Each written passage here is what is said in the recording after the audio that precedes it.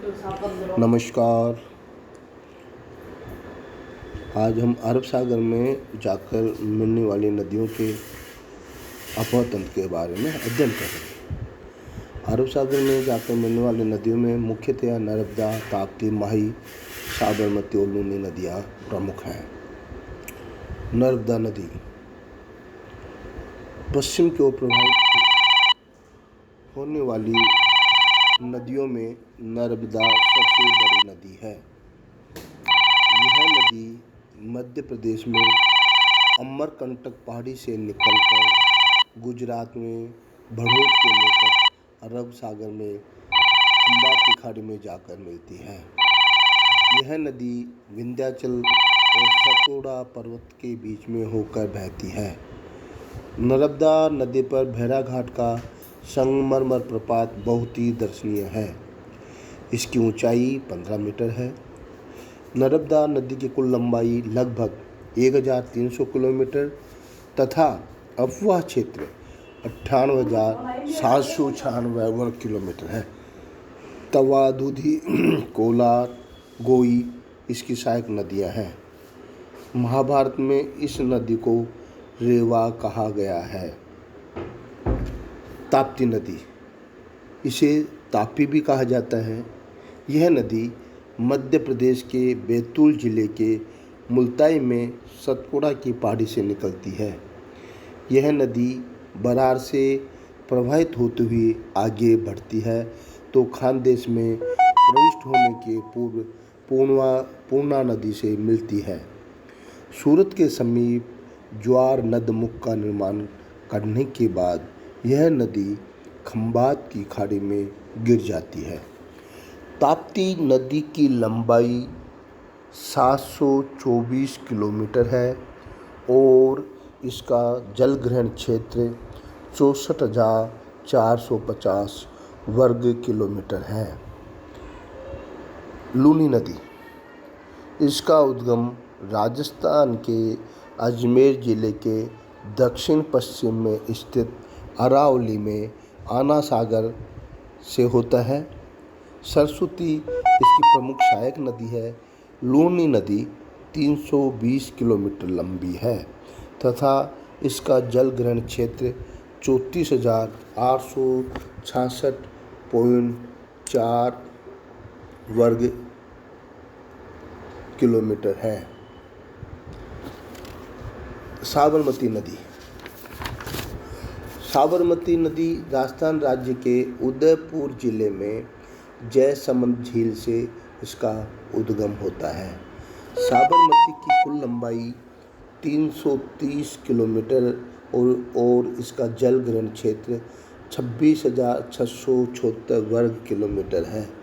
यह नदी खंबात की खाड़ी में विलीन हो जाती है। माही नदी, माही का उद्गम मध्य प्रदेश के बैतूल जिले से होता है। धार, रतलाम और गुजरात में प्रवाहित होती हुई यह नदी खंबात की खाड़ी में समाहित हो जाती है। यह नदी 560 किलोमीटर लंबी है। इसके साथ साथ आज हमने एक सारणी तैयार की है। उसमें ये बताने का प्रयास किया गया है कि हिमालय पर्वत की नदियाँ और प्रायद्वीप पठार की नदियों की क्या विशेषताएं हैं या क्या दोनों में क्या अंतर है। एक तरफ हिमालय पर्वत की नदियों की विशेषताएं बताई गई हैं, दूसरी तरफ प्रायद्वीप पठार की नदियाँ की विशेषताएं बताई गई हैं। हिमालय पर्वत की नदियों की प्रथम विशेषता, हिमालय की नदियाँ हिमाच्छादित प्रदेशों से निकलती है, अतः ये वर्ष भर बहती रहती हैं। प्रायद्वीप पठार की नदियाँ वर्षा पर निर्भर करती हैं, इसलिए ग्रीष्म ऋतु में सूख जाती हैं। दूसरा अंतर, हिमालय पर्वत की नदियाँ ज़्यादा लंबी हैं, प्रायद्वीप पठार की नदियाँ कम लंबी हैं। तीसरा जो अंतर, हिमालय की नदियों के जलग्रहण क्षेत्र काफ़ी बड़े हैं, प्रायद्वीपीय नदियों के जलग्रहण क्षेत्र अपेक्षाकृत छोटे हैं। चौथा अंतर, हिमालय की नदियाँ गहरे गार्ज बनाती हैं, प्रायद्वीपीय नदियाँ उथली घाटियों में बहती हैं। हिमालय की नदियाँ विसर्प बनाती हैं और मार्ग भी बदल लेती हैं। प्रायद्वीपीय नदियाँ अपेक्षाकृत सीधा मार्ग अपनाती हैं और अपना मार्ग नहीं बदलती। जो छठा अंतर है, हिमालय की नदियाँ जहाजरानी तथा सिंचाई के लिए अनुकूल हैं। प्रायद्वीपीय नदियाँ जहाजरानी तथा सिंचाई के लिए अनुकूल नहीं हैं। सातवां अंतर है, हिमालय की नदियाँ अभी अपने विकास की युवावस्था में हैं। प्रायद्वीपीय नदियाँ प्रौढ़ अवस्था को पहुँच चुकी हैं। आठवां जो अंतर है, हिमालय की नदियाँ पूर्ववर्ती हैं, प्रायद्वीपीय नदियाँ अनुवर्ती हैं। नौवां जो अंतर है, हिमालय की नदियाँ बड़े बड़े डेल्टा बनाती हैं। गंगा ब्रह्मपुत्र विश्व का सबसे बड़ा डेल्टा है।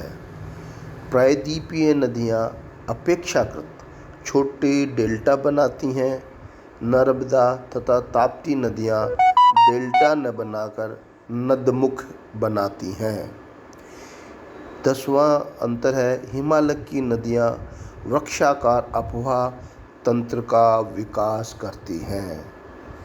प्रायद्वीपीय नदियाँ वृक्षाकार सहित समानांतर अफवाह तंत्र का विकास करती हैं।